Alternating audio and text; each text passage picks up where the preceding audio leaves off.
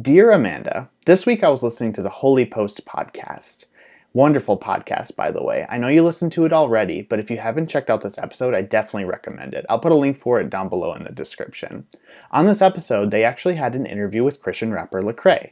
And what sparked this interview was some comments made by Charlie Kirk in which he said this.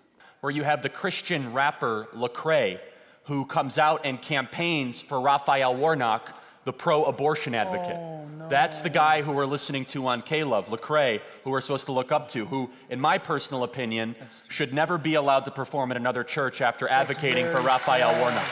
Immediately, this sounded completely outlandish to me, that any Christian would call for churches to ban someone who, in good faith, is just using their talents to spread the gospel. While Kirk's comments don't call for LeCrae the person to be banned from churches, just LeCrae the artist, it does mean that Kirk believes that LeCrae's mission is invalid just because he supported a pro-choice candidate for US Senate. LeCrae goes through his reaction to these comments in the interview, but what I found even more interesting was how he goes on to describe how he went from success in primarily white evangelical circles to being shunned simply because he supported politically active movements such as Black Lives Matter. I was originally going to dive more in depth into the Holy Post interview for this letter, but honestly, I would just be doing it an injustice, and I highly recommend you seek it out and watch it for yourself. One thing I was curious about, though, is I wanted to know what the full context was in which Charlie Kirk made these comments. I wanted to make sure that there wasn't any additional context that was important or any additional baggage that came with the statement. And, there is a lot of extra baggage here. Let's go ahead and dig in. The interview is actually conducted at a church. And let's be honest, you can probably tell something's amiss here just by how packed the congregation is in the middle of a global pandemic. That, and Kirk opens with this. It's amazing what happens when you keep your church open, right? This is what happens, Charlie. If that doesn't strike you as a bit odd, maybe the fact that a church is hosting a one-on-one interview with a guy who effectively runs a Republican PAC. That said, Kirk actually makes a point early on in the interview in reference to him being there that I find myself generally agreeing with. Once you give your life to Jesus, now you buckle up and you go into the conflict. Now you go into the difficult situations. Now you're going to contest for the people that do not have a voice. And some pastors are saying, well, I don't want the church to get involved in politics. They must be reading or ignoring different parts of the Bible than I am. I actually think he's right here. Churches should definitely be involved in politics in a strictly nonpartisan way to inform their congregants of the issues, encourage voting, and advocate for policies that could improve lives. However, and this is probably no surprise, this interview is entirely preloaded with the idea that Republicans are the only godly vote a Christian should be making. There are churches that still remain somewhat closed, but they're almost become left-wing instruments of activism. And those are, I wish they were apathetic, actually, because they're misapplying the text for something that is quite, I believe, dangerous for the country. They are doing everything they can through false teaching in seminaries, through getting Christian rappers like LeCrae, just completely and totally just hypnotized by this Raphael Warnock nonsense and garbage. I mean, you said it perfectly, just the life issue. You want to talk about an issue that is pretty simple to articulate? Raphael Warnock, new senator from Georgia, calls himself a Christian. He's perfectly okay with 1 million abortions a year. Kirk is saying here that Senator Raphael Warnock must not be a valid Christian because he happens to be pro-choice. That is, Reverend Raphael Warnock, the current pastor of the historic church that MLK used to pastor.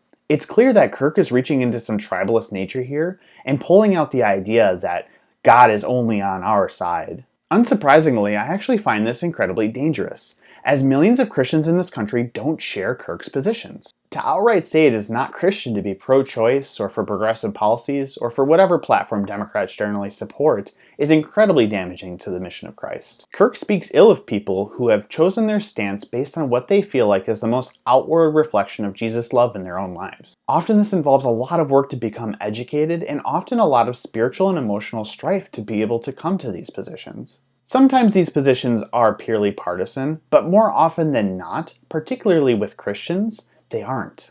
It can be faith-shaking for someone to say, God does not support your political choices. Summarized, Kirk is effectively saying, I support political activism in the church, but only when it benefits my side. That's completely backwards. The truth is, people are flawed, and so are the governments they run. There is no political party or government that will ever live up to all of the standards of God. If you want a source on that, just check out the entire Old Testament. Instead, I believe we are called to be politically informed and engage with the democracy that we have been lucky enough to have been given. It's up to each one of us to think through the candidates and issues and pick which one of them we feel like would most benefit the other people around us. That doesn't then give us the authority to do what Kirk proceeded to do, which is to go ahead and condemn another Christian just because they happen to make a differing political decision.